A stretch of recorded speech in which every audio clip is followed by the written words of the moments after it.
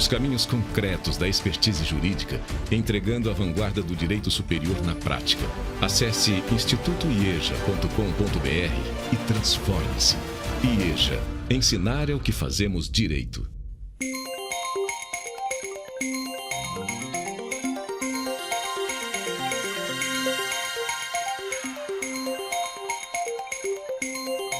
Bom dia, pessoal. Meu nome é Lília Fernandes.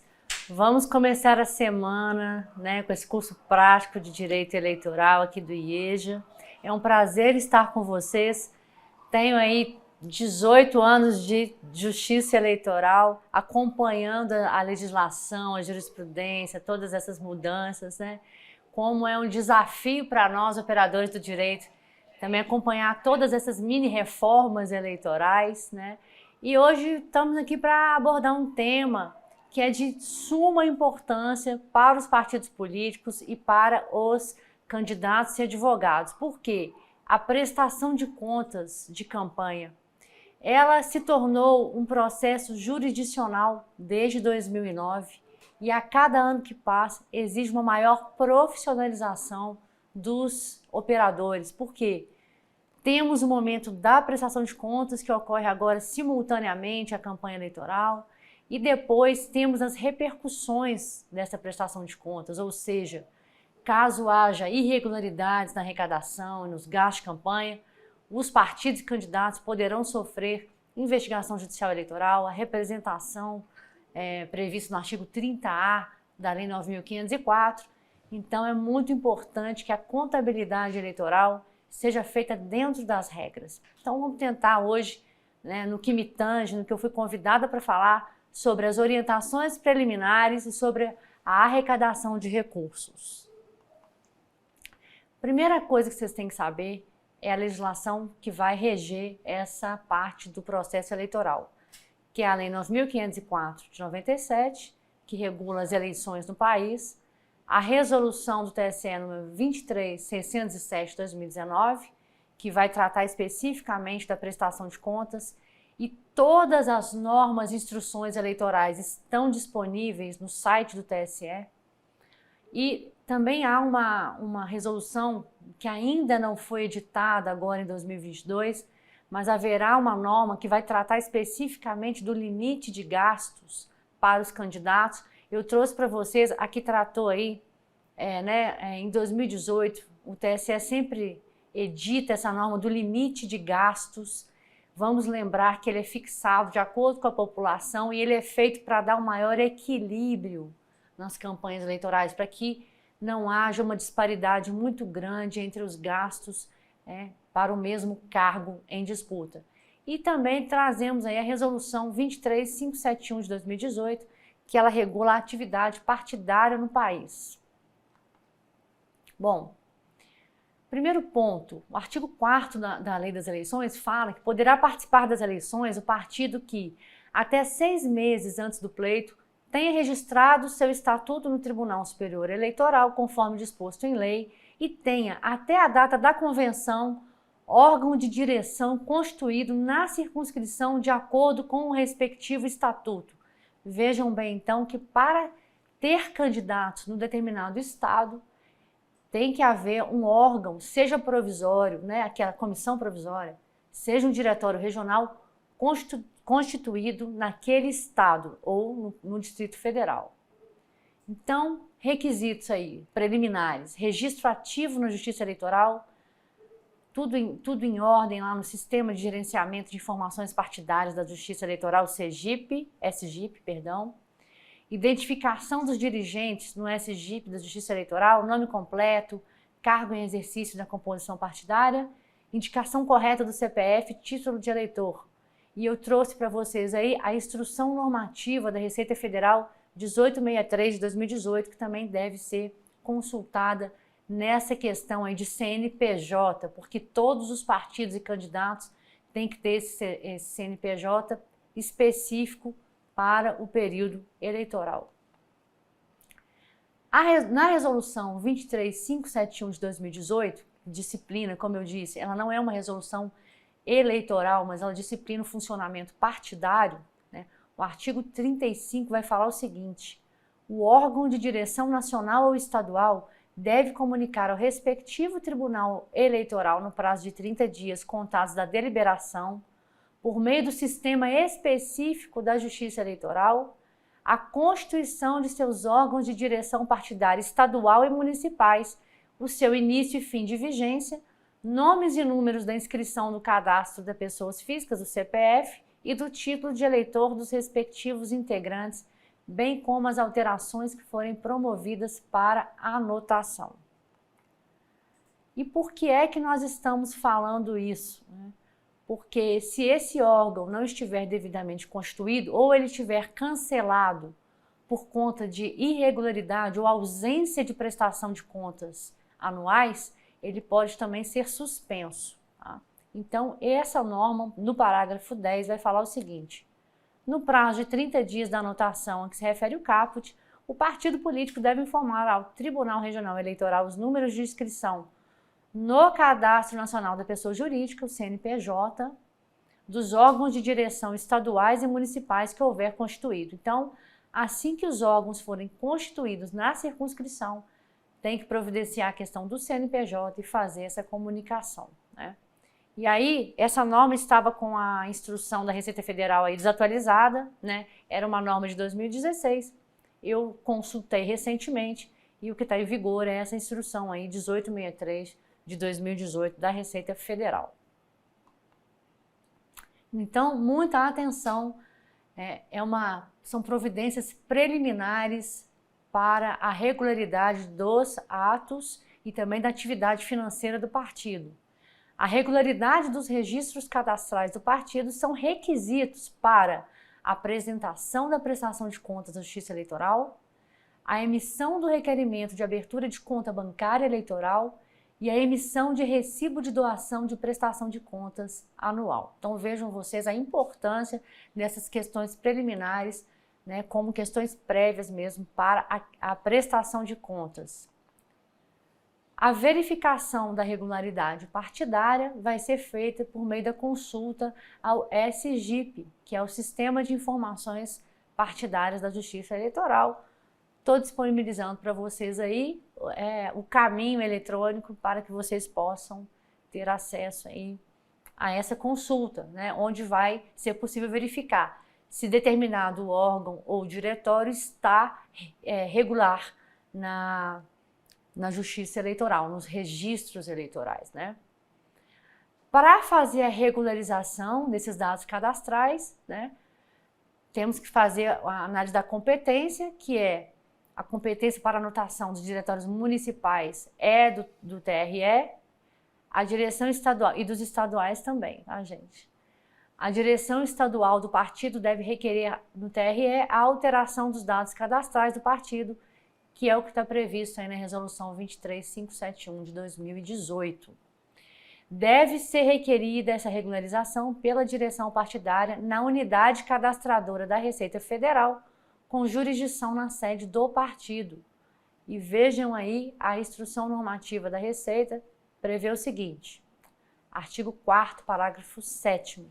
A inscrição dos partidos políticos no CNPJ ocorre por meio dos seus órgãos de direção nacional, regional e local, cadastrados exclusivamente na condição de estabelecimento matriz. Não são inscritas no CNPJ as coligações de partidos políticos. É uma norma aí prevista nessa instrução.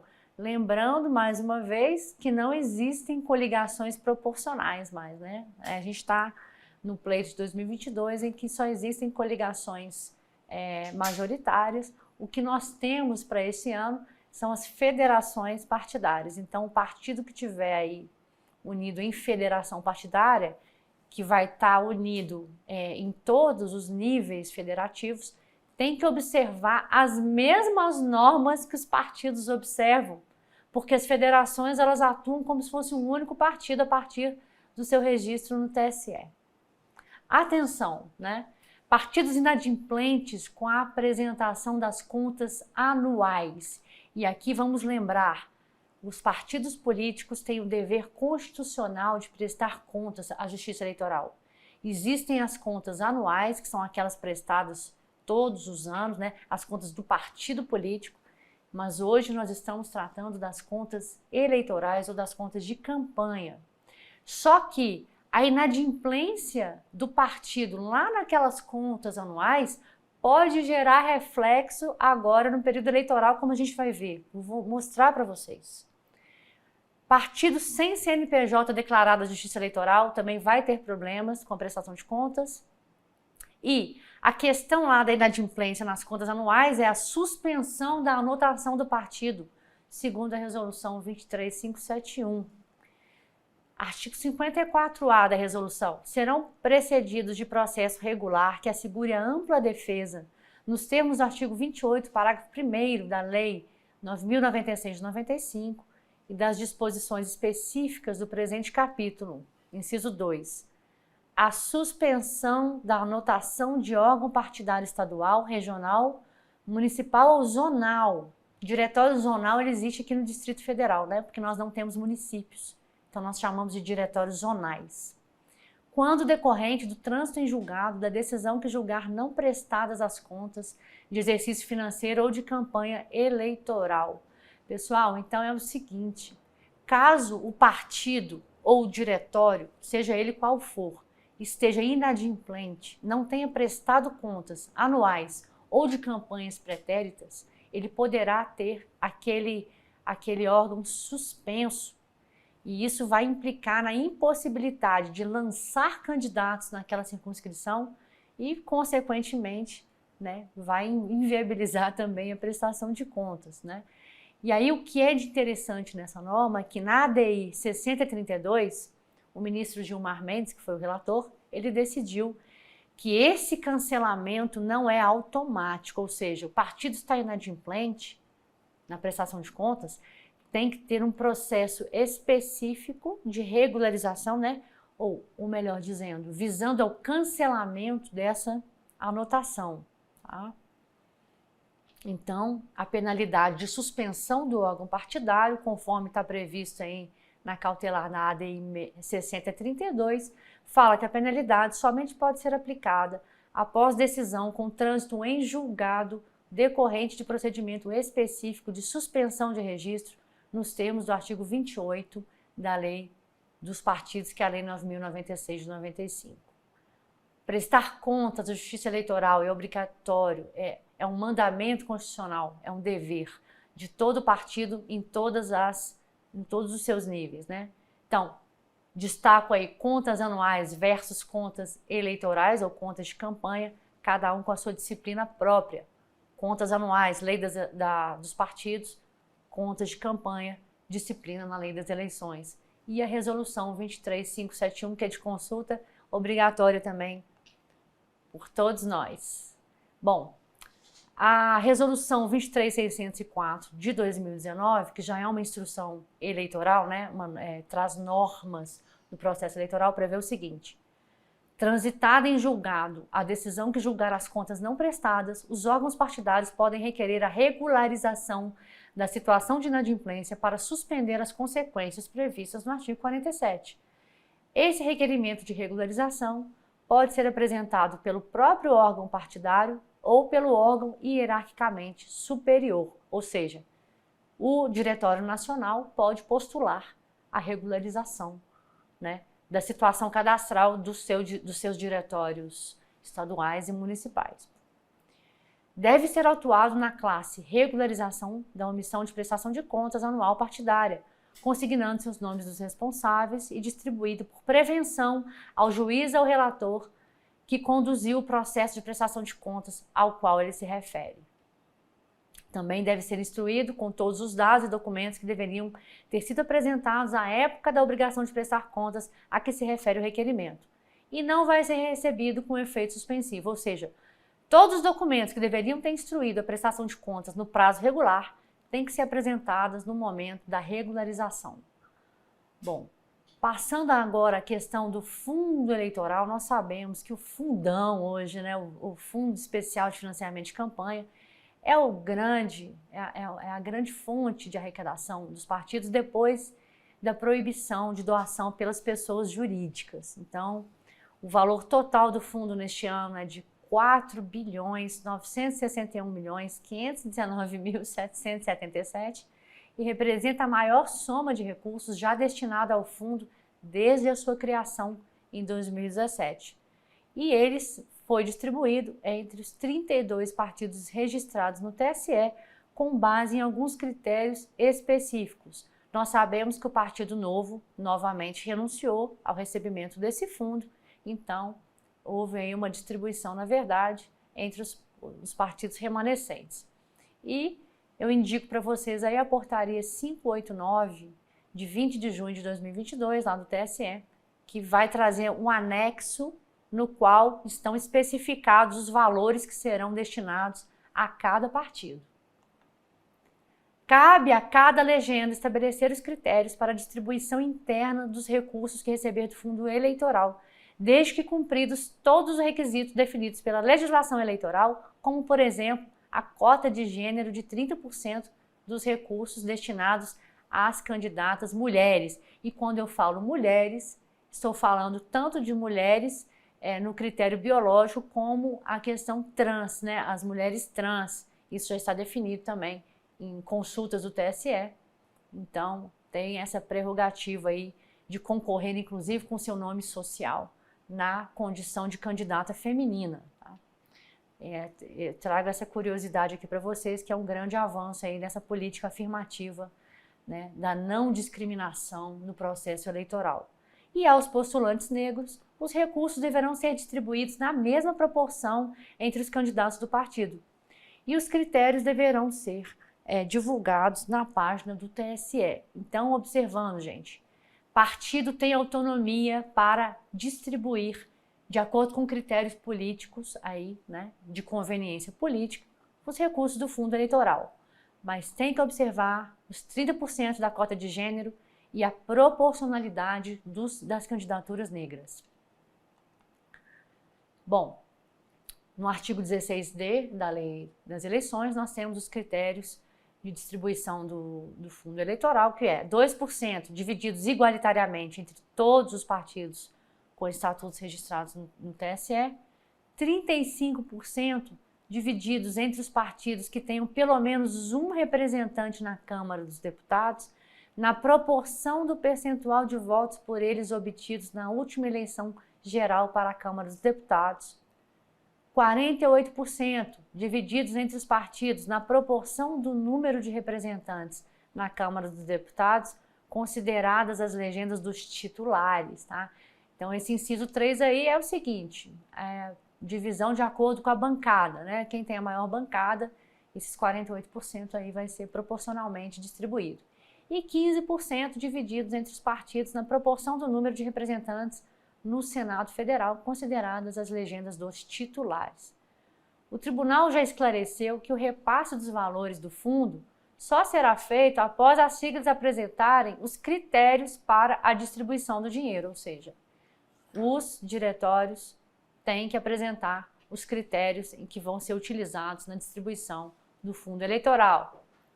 Os critérios precisam ser aprovados pela maioria dos membros do órgão da direção executiva nacional de cada uma das legendas e também precisam ser divulgados publicamente.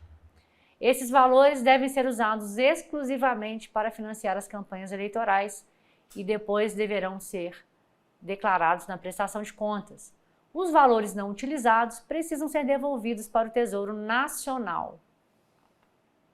Requisitos para arrecadação de campanha, então, solicitação do registro de candidatura, inscrição do candidato no CNPJ, abertura de conta bancária específica e emissão do recibo eleitoral. CNPJ de campanha, tá? A concessão do CNPJ, pessoal, vai ser da seguinte forma, vai seguir alguns passos, né? Após a leitura do Candex, o TSE envia solicitação eletrônica de inscrição do candidato no CNPJ. Então, vai ter ali o pedido de registro de candidatura, né? E aí, automaticamente, então, o TSE vai enviar uma solicitação eletrônica para esse CNPJ temporário que vai ser utilizado pelo candidato. O processamento ocorre até 48 horas do envio. os CNPJs concedidos disponíveis para consulta pública na página da Receita Federal e do TSE. E as negativas de concessão do CNPJ são publicadas também na página da internet do TSE. Atenção! Todos os candidatos são obrigados à inscrição temporária no CNJ. Ainda que ele comece a fazer campanha, depois desista, renuncie à campanha, ainda que não haja movimentação financeira, todos os candidatos são obrigados. Existem algumas situações que vão ser impeditivas da concessão, né?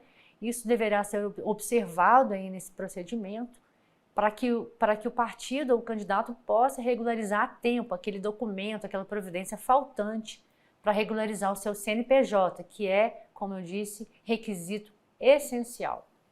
A abertura da conta bancária específica, né, para os candidatos, tem que ter o registro integral da movimentação financeira por essa conta.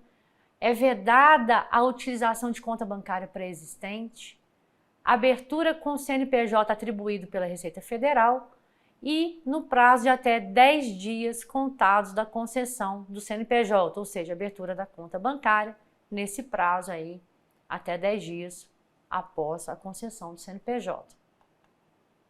A conta bancária de campanha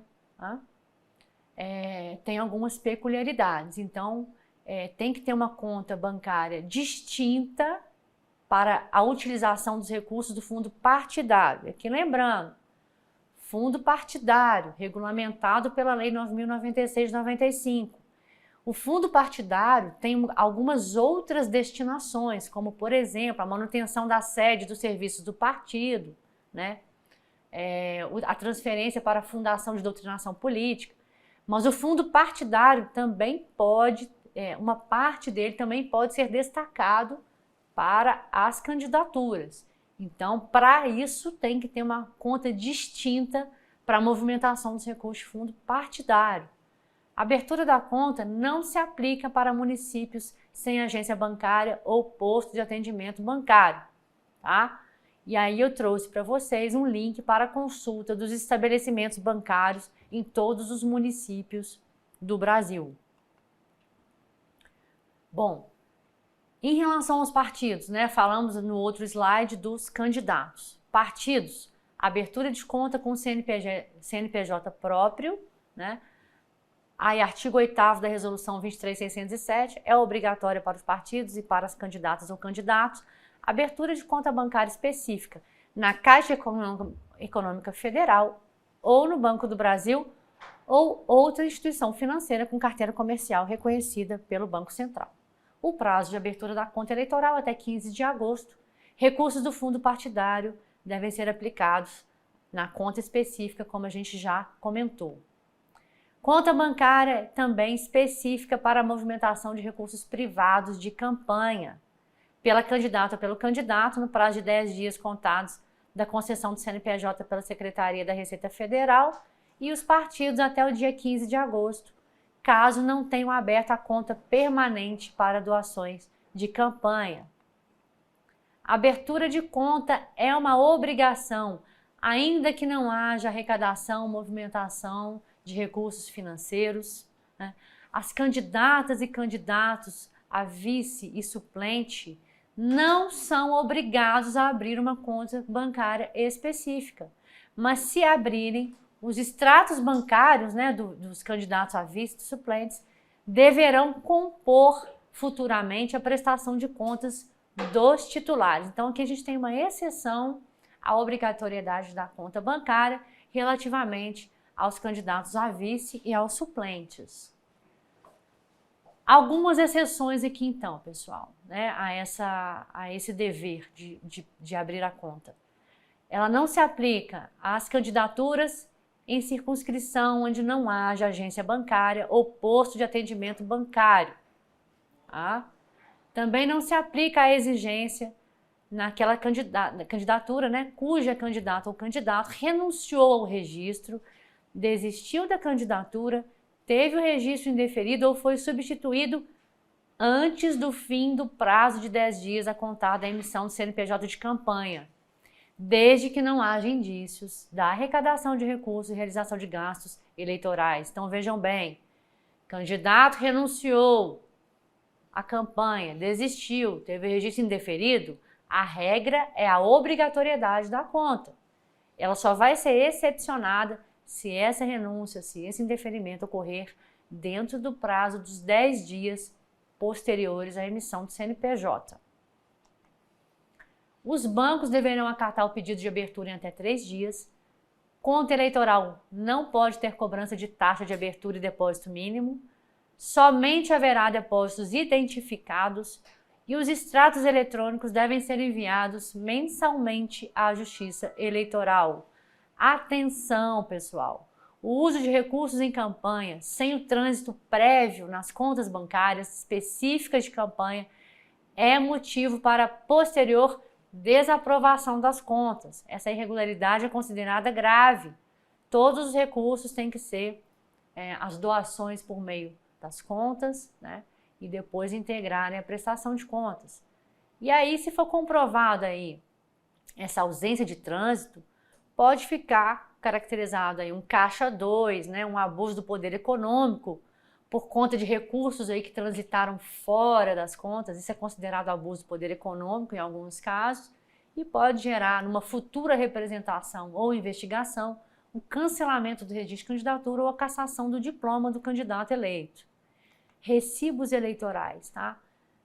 Artigo 7º aí, deverá ser emitido recibo eleitoral de toda e qualquer arrecadação de recursos, mesmo aqueles estimáveis em dinheiro para a campanha eleitoral, inclusive recursos próprios do candidato, tem que gerar recibo eleitoral, e também os recursos por meio da internet. As doações financeiras devem ser comprovadas obrigatoriamente por meio do documento bancário que identifique o CPF ou CNPJ das doadoras ou doadores, sob pena de configuração de recebimento de recursos não identificados. As candidatas e candidatos devem imprimir os recibos eleitorais diretamente do Sistema de Prestação de Contas Eleitorais, que é o SPCE. O professor Eilson vai falar desse sistema ainda na aula de hoje, nesse módulo de prestação de contas. Os partidos políticos deverão utilizar os recibos emitidos pelo Sistema de Prestação de Contas Anual, SPCA, ainda que as doações sejam recebidas durante o período eleitoral. No caso das doações com cartão de crédito, o recibo eleitoral deverá ser emitido no ato da doação, devendo ser cancelado na hipótese de estorno, desistência ou não confirmação da despesa do cartão. E aí o parágrafo 4º, que eu não destaquei, mas eu vou falar brevemente, que esses recibos devem ser emitidos na ordem cronológica, concomitantemente, ou seja, simultaneamente, né, ali no momento do recebimento da doação. Exceções à regra dos recibos. Toda regra tem exceções, é importante que a gente conheça aí. Não é necessário, então, emitir recibos no caso de cessão de bens móveis, limitada ao valor de R$4.000 por cedente, doações estimáveis em dinheiro entre candidatas ou candidatos e partidos políticos decorrente do uso comum de sedes, materiais de propaganda eleitoral, cujo gasto deverá ser registrado na prestação de contas do responsável pelo pagamento da despesa. Também não é obrigatório o recibo eleitoral quando for cessão de automóvel de propriedade da candidata ou do candidato, do cônjuge ou seus parentes até o 3º grau para uso pessoal durante a campanha.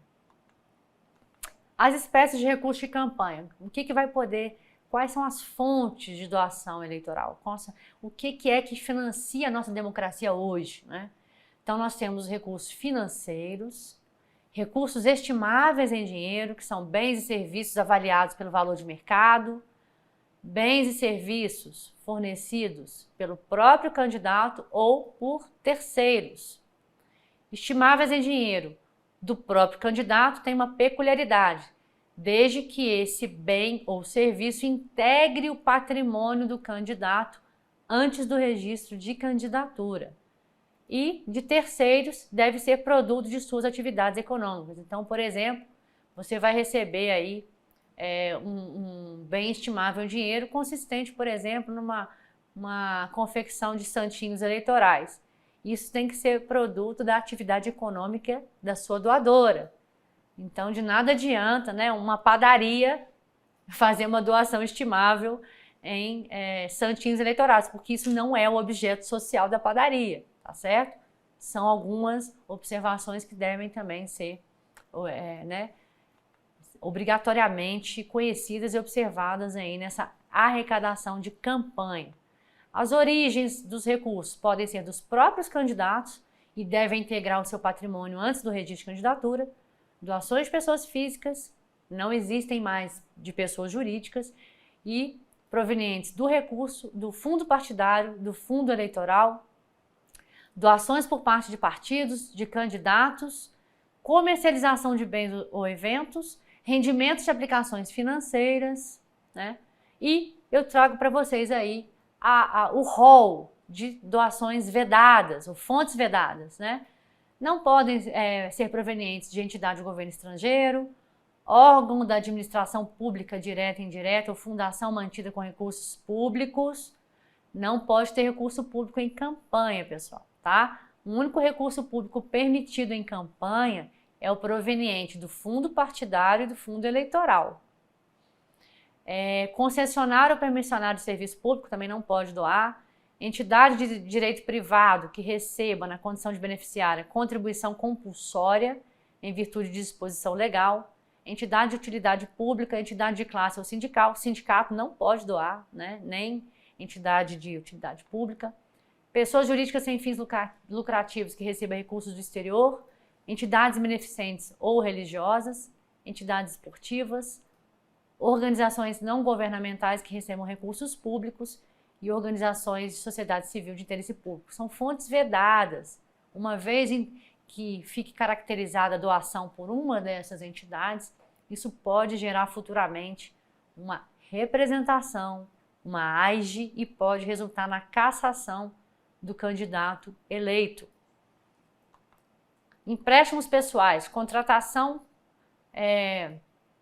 com instituições autorizadas pelo Bacen, caução por bem que integre o patrimônio do candidato antes do registro de candidatura, e também esse empréstimo não pode ultrapassar a sua capacidade financeira decorrente da sua atividade econômica.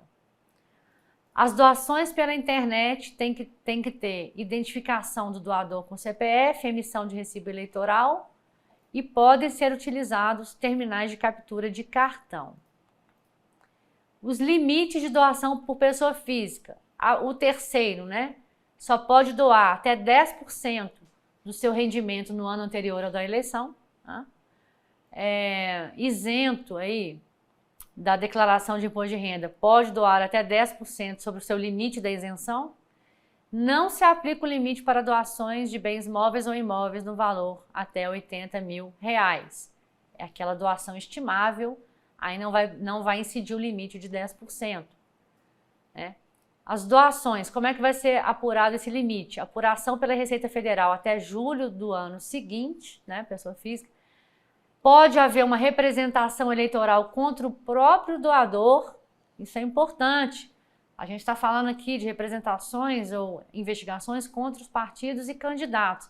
Mas o doador que ultrapassar o limite de 10% também pode ser alvo de uma representação eleitoral que vai gerar ali aplicação de multa e, eventualmente, como efeito secundário, uma inelegibilidade reflexa desse doador que ultrapassou o limite da doação. E, se procedente essa representação, multa de 5 a 10 vezes o valor doado em excesso. Artigo 23 da Lei 9.504, o candidato poderá usar recursos próprios em sua campanha até o total de 10% dos limites previstos para gastos de campanha. Fiquem atentos, essa norma é de 2019. A norma anterior possibilitava que o candidato gastasse recursos próprios até o seu limite de gastos. Agora não. Agora é até 10% dos limites de gastos que ele pode realizar na sua campanha eleitoral. A doação acima dos limites fixados nesse artigo sujeita o infrator ao pagamento de multa no valor de até 100% da quantia em excesso. Bom, doações entre partidos e candidatos também é permitido, com a identificação obrigatória do doador originário, emissão do recibo eleitoral, exceto nas doações estimáveis do uso comum das sedes e material de propaganda eleitoral. Nesse caso em que não é preciso o recibo eleitoral, tem que ser informadas, né, essas doações na prestação de contas. Consequências do uso de fontes vedadas, né? Reprovação das contas, se constatado o uso das fontes vedadas. Representação por captação ilícita de sufrágio, captação ilícita de recursos, do artigo 30A da Lei das Eleições, ou também, até mesmo, dependendo da proporção do percentual dessas fontes vedadas, o abuso do poder econômico previsto no artigo 22 da Lei 64 de 90. Bom, estamos encerrando aqui um módulo sobre as providências preliminares, né, e sobre a arrecadação dos recursos de campanha. Fiquem atentos, pois o TSE vai emitir as orientações aí para a questão da distribuição do fundo eleitoral. Fiquem atentos para a regularidade dos órgãos de direção partidária em todos os estados. Eu deixei aí para vocês o caminho para consultar a regularidade desses órgãos, né? Um eventual processo de regularização dos órgãos que foram suspensos. Todas essas providências, né, que são essenciais para iniciar de forma regular a contabilidade eleitoral e a prestação de contas de campanha. Uma boa sorte, um bom processo eleitoral para todos nós. Acesse institutoieja.com.br e transforme-se. Ensinar é o que fazemos direito.